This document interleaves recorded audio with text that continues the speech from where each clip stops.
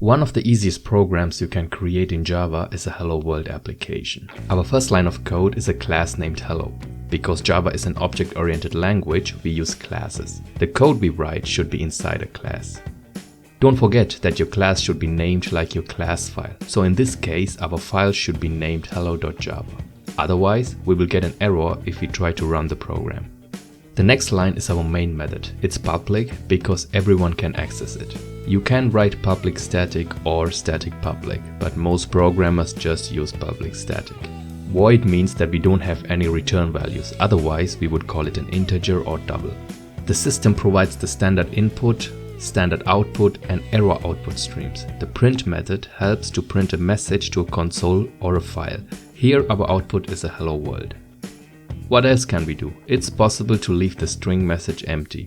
Or you can write anything. But what happens if we write our message without a quotation mark? Let's try it out. We want our console to show the word bye.